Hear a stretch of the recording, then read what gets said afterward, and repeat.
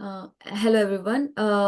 Today we have Mats Christensen from Denmark. He is a badminton coach there, and we will be interviewing him to know more about badminton grips and what are the uh, instructions people miss while doing the badminton drill and how they can improve their game.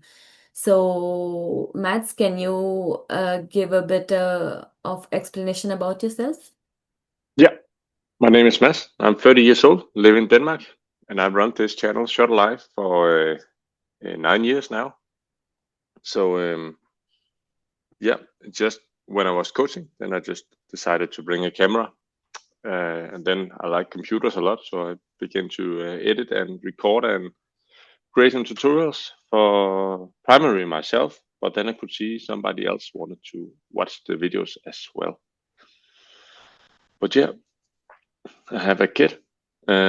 So right now my time is more limited. So I focus on primary being a school teacher. That's actually my full-time job. And then I'm coaching in Odense Badminton Club, which is among the biggest clubs in Denmark.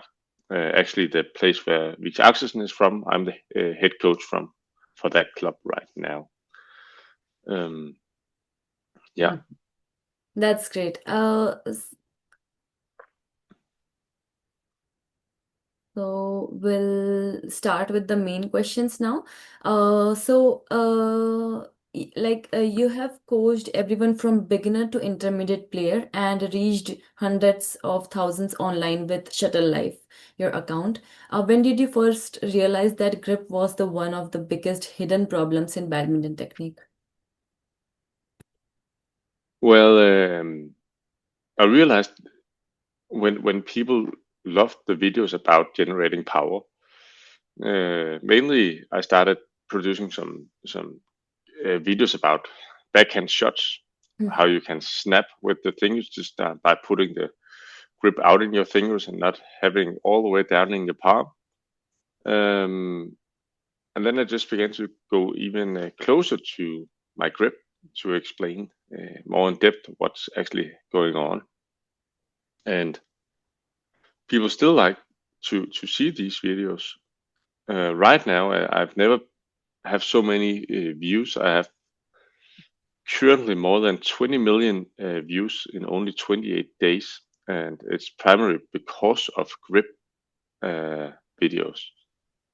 I made 5 videos about this, how you can do, and then I make a big video, posted on YouTube. Um, but that's now see where one of the main problem is, and that's simply because all this fine technique and coming close enough to the detail is not. It's difficult to find somewhere online. But there are so many other good YouTubers out there, so many other content creators with much better equipment and all of this. So I'm sure they can see that I hit a place where a lot of people was getting attracted to my videos. So let's see if they begin to produce the same things they might do because they have better production and they're also good coaches. But I'm quite confident in my style of coaching still. But I can see there are so many things going on around that grip.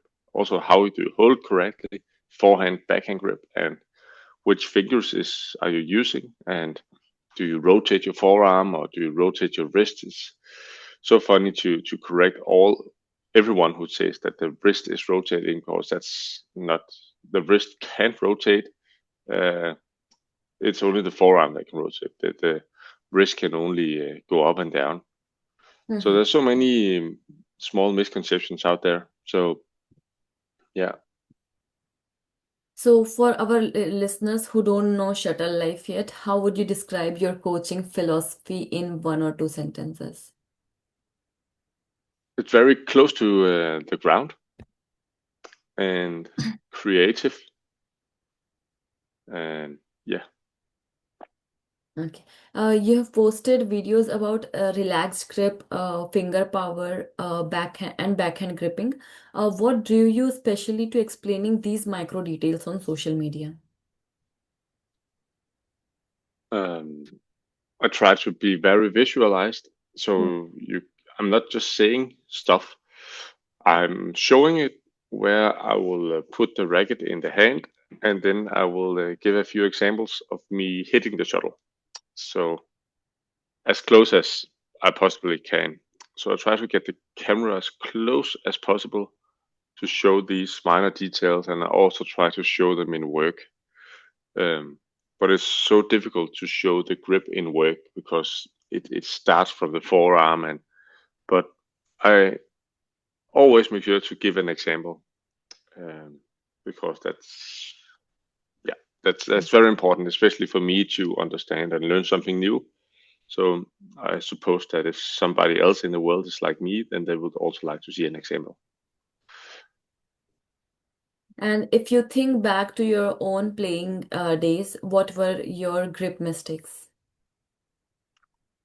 My grip mistakes from my past was I didn't hold any specific grip. I just learned to get the shot lower than net. And then when I started holding, especially the backhand grip, was very new to me. Even though I was 16 years old, my level actually dropped a lot before I corrected this, and then my level started to rise again.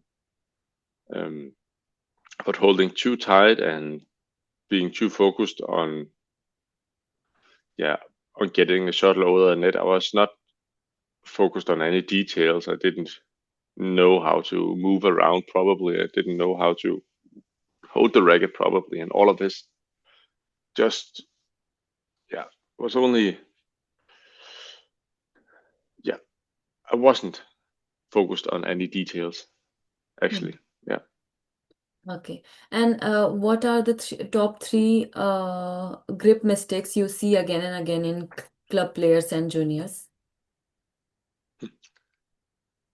The biggest mistakes, I'm not sure I just can give three, but I'm sure that the biggest mistake is not to correct your grip. So you are only playing with one grip, so you're not going from the forehand to the backhand grip. The other thing is, if you want to generate any power, then you need to work on holding loose at the grip and then tighten up when you're about to hit the shuttle. And it's so important that you try to master it, or just go around juggle the shuttle, trying to hit the roof or something like that by trying to relax a lot. But also getting the see the bigger picture of that the grip actually happens in the whole arm, that you aren't able to generate any power if you don't move your arm or rotate your forearm. That's also, but it's that's more technical and a bit more difficult to teach online. So it's just easier to show the grip and then just hope for the best that the forearm will start to do something as well. That's great. When you get a new player, how do you diagnose grip problems? What do you look at first? First of all, it's very easy to see if there's any variations in their shot. And you can also take a look at the elbow, because if the elbow is moving first before the grip, then it's a good sign, because that means they isolate and the grip can choose the direction of the shuttle. But if the arm is locked, then just the way the elbow goes, that's the way the shuttle flies. So if the elbow is able to come first, then the grip can choose where the shuttle can go afterwards. So if the arm is relaxed, then it's more difficult to play against, because then they use more grip power instead of hitting with the elbow or shoulder. And that's also one of the main reasons to getting shoulder or elbow problems, because that's where the shock will be absorbed if you're not holding loose of the grip. So I'm looking a lot of on the elbow, and then also about other using different variations, and then it's quite easy to see if they push in their fingers as well. You can also hear it all. It's not so demanding. It's very light to play with. It doesn't cost so much stamina and endurance to hold the correct grip. But if you hit with the wrong grip, you will begin to get exhausted very quickly. Okay. And you talked about relaxed grip and finger power in your content. Can you explain your tight, relaxed sequence and how you think about during the shot? How I'm How you think about grip during a shot? yeah. Well, in the beginning of a shot, then the grip have to be adjusted to the shot you're supposed to hit. So the first thing, if it comes over my head, I will begin adjust the grip, and then I will have to hold very very loose, and just when I'm about to hit, I will tighten up. It's mainly the thumb and the pointing fingers and the longest finger that is carrying the racket, and the what's that called, the finger with the ring, and my smallest finger is supposed to just accelerate the racket when I'm about to hit the shuttle. So very, very loose. So there'll be a lot of space and a lot of air inside my hand. And then when I'm about to hit, I use my forearm and then I squeeze together with my fingers in my hand, and especially use my ring finger and little finger to accelerate the racket, which gives tremendous power, very, very fast, because the racket is very light, so that it doesn't take so much energy to move a light object. If it was a tennis racket, then you would probably destroy your fingers. Yeah. Okay. And many players think tight grip equals to more power. How do you explain why that's wrong and what's a better mental cue instead? One more time. Uh, Many players think a tight grip equals to more power. So how do you explain why that's wrong? Um, it's it's always interesting because how it can feel like. But for example, if you are supposed to jump, there is hundreds of examples like this. But if you try to jump and then you tighten up in the body, then you're not able to jump.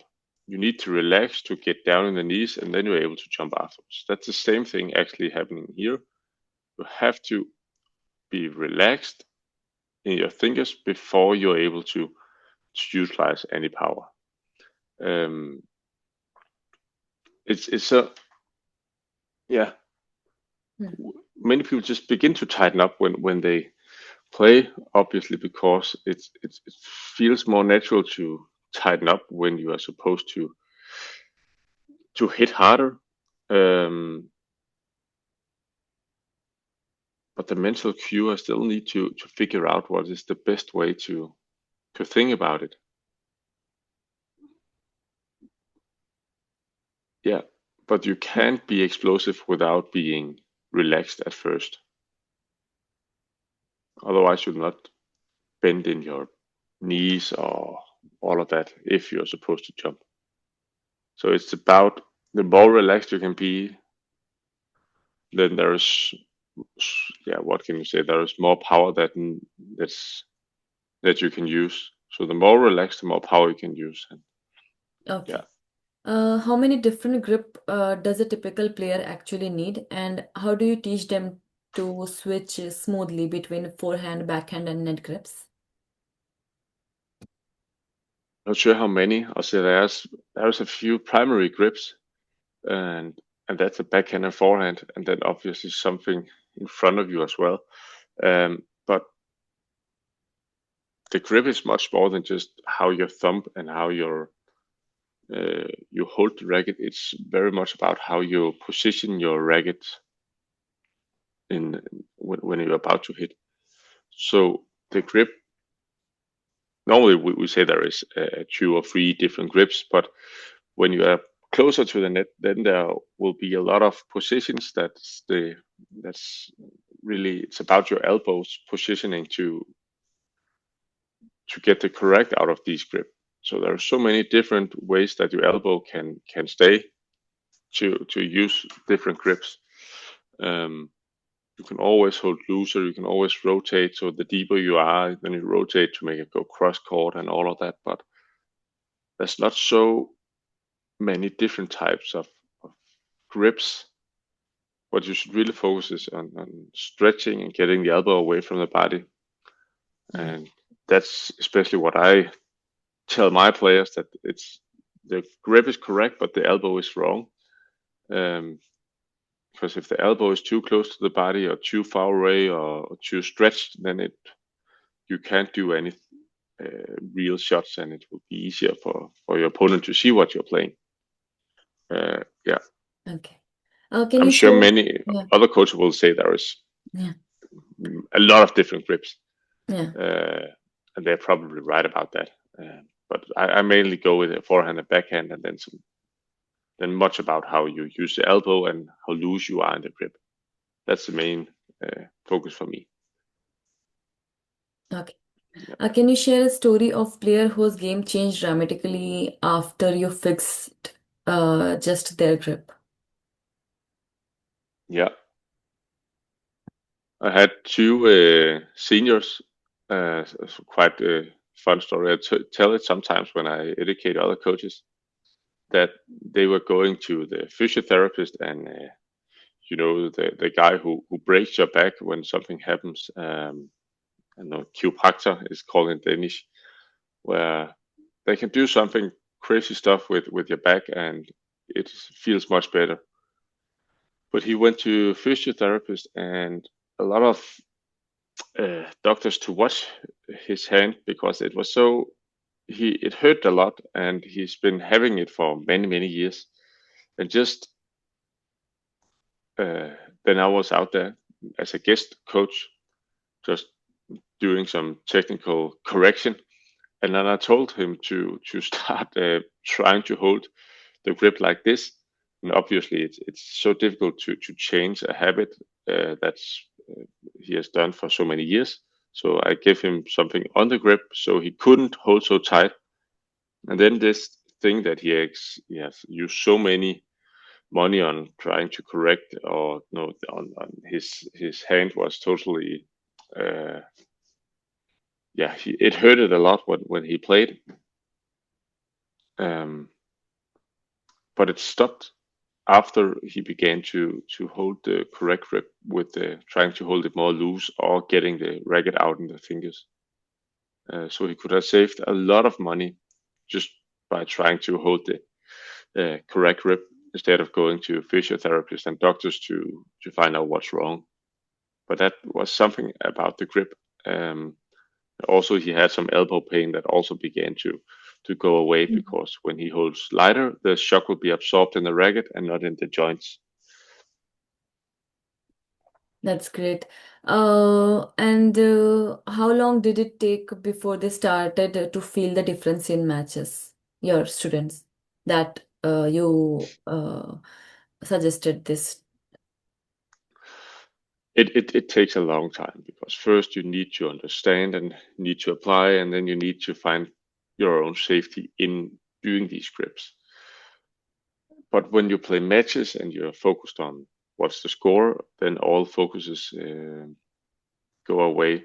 I'll probably say up to 2 months to 3 months, so you can Yeah. see the difference if you really pay attention to it and correct yourself all the time. And so I tell many players, it's just after when you go to a vacation, then when you come back, then we start with this new technique, because then there's no matches or practice in the summer, or when there's no matches. That's because when the match season is here, you play matches every other weekend. Then it's so difficult to learn and adapt new technique. You see the professionals, they just take 1 or 2 months away from tournaments to correct something, and then they come back. It's so Right. difficult to invest, but you need to invest in your own time in developing a new habit. Yeah. Yeah, it takes time to practice. And what are your favorite 2 to 3 simple drills to retain grip? That's actually a mental exercise. Whatever the coach says and whatever the drill is, then you must be sure about what is your focus at the moment. Because if you have different coaches at different trainings, then you'll get so many different focuses all the time. But you need to make sure what you're going to practice and let your coach know about it, Mhm. because you can practice loose grip every time you hit to the shuttle. And then when that begins to work, then you can also begin to work on something else. But the grip is so important, and you can't change the focuses all the time. You need to stick to something. Otherwise, you just train, yeah, a lot Mm. without really uh, getting any focus completed.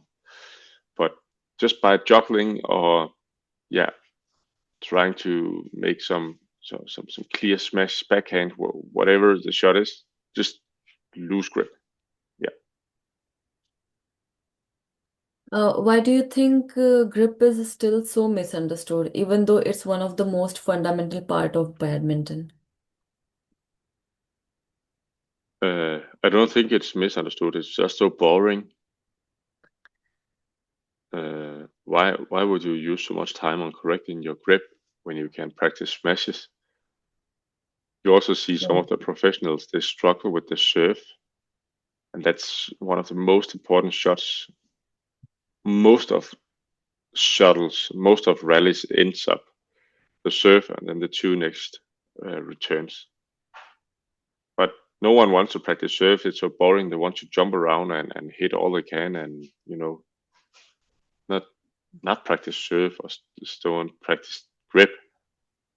I experienced many players that grip. That was something we practiced when we was 11 years old. Now we got our grip and then we play. But it's just, if they begin to not focus on the grip, they limit their own potential quite fast. Yeah. Right. With online coaching, slow motion videos and tools like your account, Shuttle Life, how do you see the way we teach grip evolving over the next 5 years? It depends on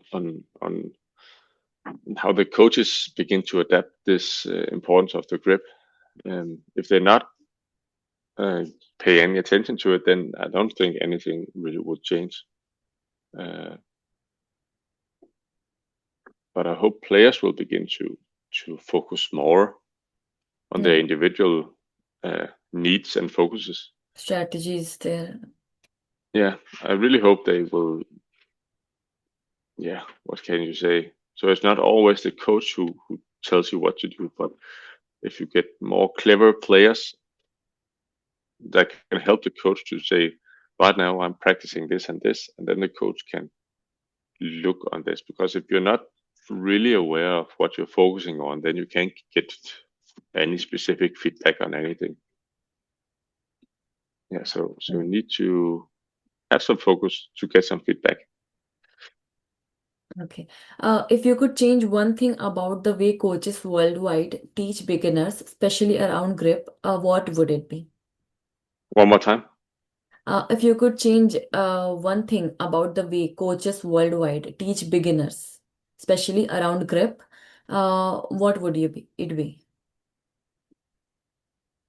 I haven't seen how they do all over the world, but I would love to just pay attention to it. Um, this really, it's really important for their own rate of being able to succeed in badminton in terms of getting the highest level possible. But yeah, I just don't hope anyone would skip it. I would like everyone to ask their coaches uh, just sometimes about their grip, and so is my grip okay, or what can I do? So if players begin to ask these questions, then we came a long way. Right now, coaches might just be able to say, "Oh, your grip is good, you can move on," and then just they forget about the grip the next 2 years. Yeah. For players listening right now who are thinking that they have been holding the racket wrong for so many years because there are so many things to learn. So, what's the very first step you tell them to take this week? The very first thing is about holding loose on the grip. Not how to hold, but just loose, that the grip should not be all the way down in your palm, but out at the fingers. Because if we develop that as a habit in the beginning, then we can just make some small correction about turning the grip to make these forehand and backhand variations. Because if they begin to succeed holding a very tight grip and getting the shuttle over the net, then when we begin to hold loose, then they will not get it over the net. So they will go back to what they learned. So we can just start at holding very loose, and then if we make that work, then it's much easier to adjust a lot of things. So that would be my first way of doing this. Yeah. Okay. And where can listeners go to deep dive into grip and other techniques with you? Any specific, like your Shuttle Life videos or PDFs or coaching programs you recommend starting with? Uh, I would always love to people to watch my videos, and also to stay curious in the comment sections. I do offer some technical analysis, and of course I can check it if somebody wants to buy that product, and then they can send a video of them playing close to the grip, and then I can correct them and send a video back. Um, but there are so many other options out there, Badminton Family, Badminton Insights, so many very good YouTubers and content creators as well. Yeah. So the more specific you can be, the more deep dive you are able to find. Because if you just search for better badminton grip or loose grip in badminton, then you'll find everyone's video. But if you can begin to say, what is the point of the index finger? How is that related to holding a grip size of a G5 racket? Very specific. Then if you're able to understand badminton details at that level, then you'll also be able to find content on your own level. Yeah, so just be Okay. curious in the comment section. Then the content creator might be able to help you to find the correct video for you. Yeah. I think after listening to this interview, people will know that there are so many things to improve in their game, and it's just not about the means how they're playing the game. It's about checking their grip and the movements and everything, which you just mentioned. I think we had lots of guidance from you, Mats. Thank you so much for having this interview with me, and it was really great to meet you in the interview.